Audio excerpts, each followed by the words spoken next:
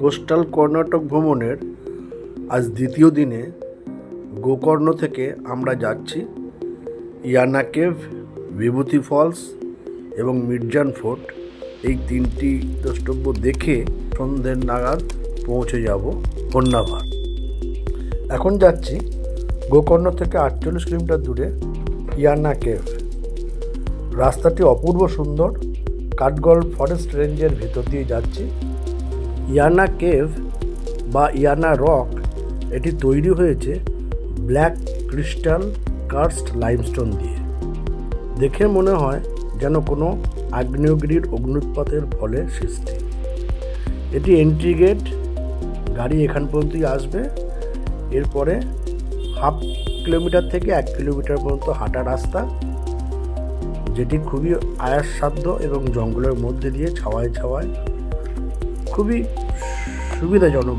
দুটি শিখরের একটি ভৈরবেশ্বর শিখর, যেটির উচ্চতা 390 ফুট, আরেকটি মোহিনী শিখর, যেটির উচ্চতা 300 ফুট।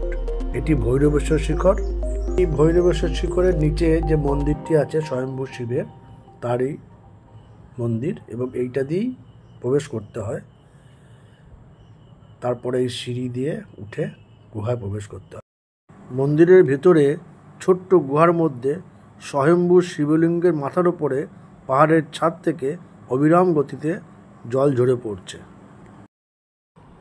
এটি মোহিনী শিখর এবং এটি ভৈরবেশ্বর শিখর। পৌরাণিক কাহিনীটি এইরকম যে ভস্মাসুর শিবের তপস্যায় শিবকে সন্তুষ্ট করে এবং তার কাছ থেকে বরলাভ করে যে ভস্মাসুর যার মাথায় হাত রাখবে সে ভস্ম হয়ে যাবে। তখন ভস্মাসুর শিবকেই ভস্ম করতে উদ্যত হলে শিব বিষ্ণুর শরণাপন্ন হন। বিষ্ণু তখন নিজেকে মোহিনী রূপে রূপান্তরিত করে ভস্মাসুরকে প্রলুব্ধ করেন।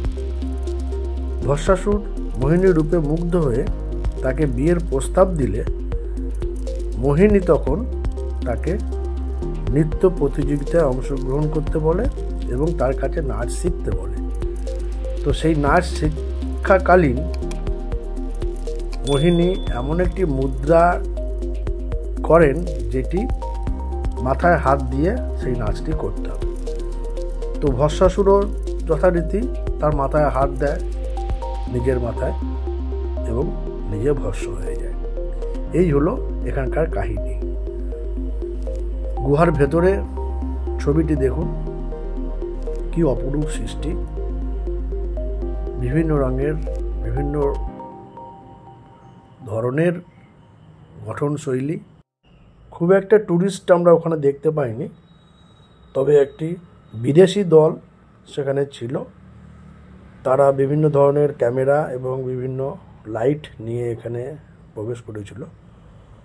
তো ওই যে উপরে ওই দেখুন বাদুড়গুলো উড়ে যাচ্ছে, ওরা ওই বাদুড়গুলোর ওপর নিচে থেকে সার্চ লাইট ফেলছিল। তো তার ফলে ওরাও উড়ে উড়ে বেড়াচ্ছিল। এই সেই বিদেশি দলটি, ওই যে লাইটের ছটা ফেলছে। তো পাথরগুলোর গঠনগুলো দেখুন, কি অদ্ভুত, কি সুন্দর, কি অপূর্ব। ইয়ানাকে সত্যি খুব ভালো লেগেছে আমাদের। আর ঘন সবুজ অরণ্যের মধ্যে এই দুটো পাথরের শিখর, কালো কুচকুচে রঙের, অপূর্ব দেখতে দূর থেকে। পাথরগুলো যেন উপরে রয়েছে, যেন এক্ষুনি মাথায় পড়ে যাবে, এমনভাবে পাথরগুলো উপরে বসানো হচ্ছে। এই যে অসাধারণ, অসাধারণ। এটা আমরা বেরোবার পর এটা বেরিয়ে আসছি। আর বাইরে এসে দেখলাম যে প্রচুর মৌচাক। যদিও আমাদের প্রবেশের সময় বলে দেওয়াই হয়েছিল যে 11টার মধ্যে বেরিয়ে আসবেন, কারণ 11টা থেকে 3টে পর্যন্ত এন্ট্রি রেস্ট্রিক্টেড ছিল। এই দেখুন সবুজ জঙ্গল, পুরো ফরেস্টের ভিতরে। তো এই মৌমাছির চাক গুলোতে দেখলাম আমরা ফেরার সময়, এই যে ওই দূরে দেখুন মৌমাছির চাক, এগুলো এই পাখিরা এসে সব ঠোকর মারছে, আর মৌমাছিগুলো সব চাক থেকে বেরিয়ে ঝাঁকে ঝাঁকে উঠছে। তো এইবার কোনো মানুষের সামনে পড়লে তখন তো সে তাকে কামড়াবেই। তো যাই হোক, আমাদের অসুবিধা হয়নি, কারণ আমরা সকালেই গেছিলাম, আমাদের 12টার মধ্যে দেখা হয়ে গেছিল। সবুজ জঙ্গলের মধ্যে এই যে কালো রঙের পিকটি, এই দৃশ্যটি অসাধারণ। নিচে নেমে এসে জুতো পরে হাতটা ধুয়ে ওখান থেকেই একটা পানীয় দিল, ওগুলো চিড়ে, গুড়, আরও বিভিন্ন সব জিনিস মেশানো। তো সেটা খেতে খুব ভালোই লাগলো, এবং সেটা খেয়ে ক্লান্তিটাও অনেকটা দূর হয়ে গেল। বেশ ভালোই খেতে, খুবই সুন্দর। এটাই মোহিনী শিখরে যাওয়ার রাস্তা।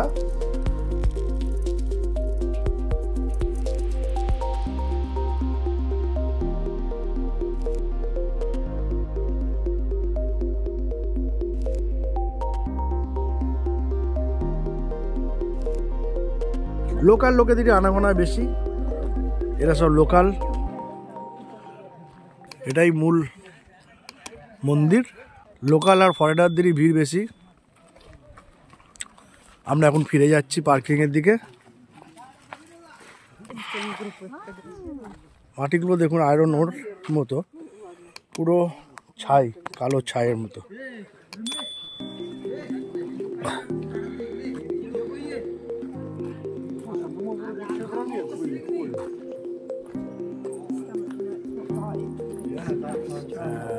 মোরাম দেওয়া রাস্তা, তবে পার্কিং তৈরি হচ্ছে, পার্কিং ওখানে তৈরি হচ্ছে। ভবিষ্যতে গাড়ি এখান থেকে ঢুকে যাবে। পুরোটাই ফরেস্ট, প্রচুর ময়ূরের ডাক শুনলাম, পাখি দেখলাম প্রচুর, খুব সুন্দর। ইয়ানা কেভ খুব ভালো লেগেছে। এখানে একটা স্টলও আছে, চা টিফিন করার জন্য। বিভূতি ফলস যাচ্ছি, ফলসের আওয়াজ এখান থেকেই পাচ্ছি। নিচে নিচে পার্কিং।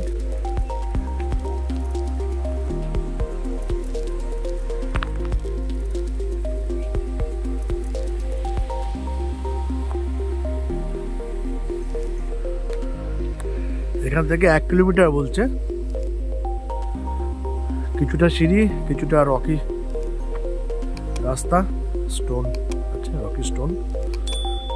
পুরোটাই জঙ্গলের মধ্যে দিয়ে।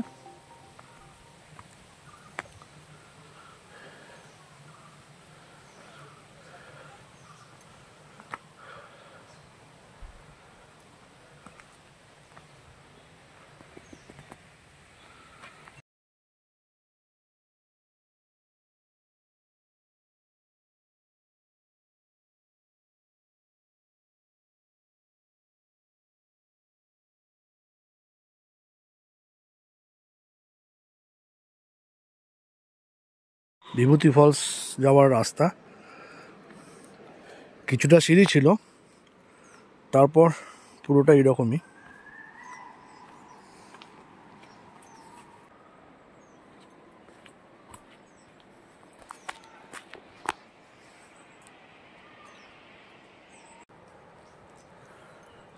বেশ সুন্দর রাস্তা, জঙ্গলের ভেতর দিয়ে। আর বসার এই বেঞ্চ প্রচুর আছে। ফলসের আওয়াজ পাচ্ছি, তার মানে চলেই এসছি। আর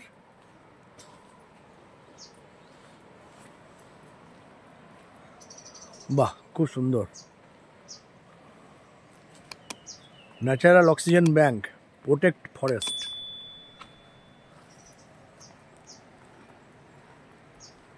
খুব সুন্দর স্লোগান, খুব সুন্দর স্লোগান। এখান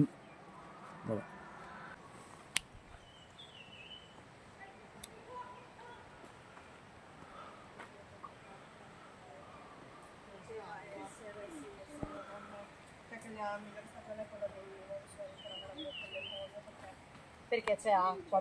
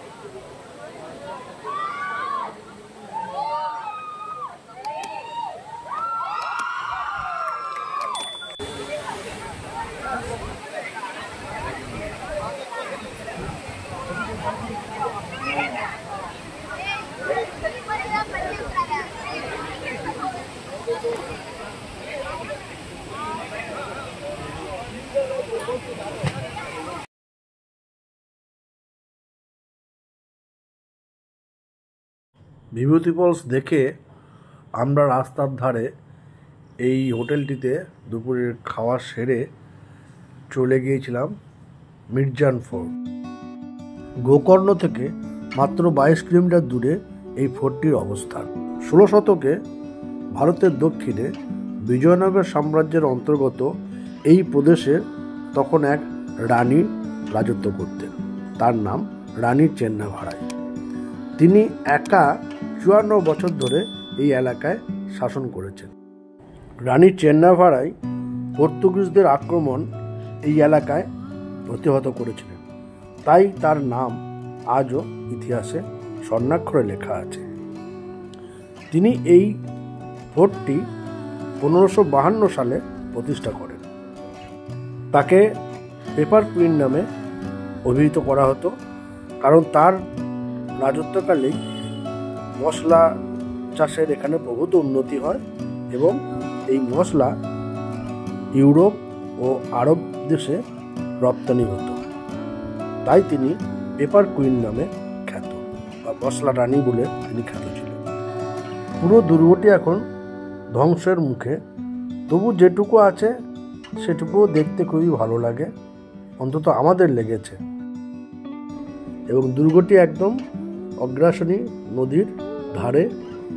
আমরা পেছন থেকে একটি ছবি দেখেছিলাম, ছবিও একটি আছে দেওয়া অগ্রাসনী নদীর।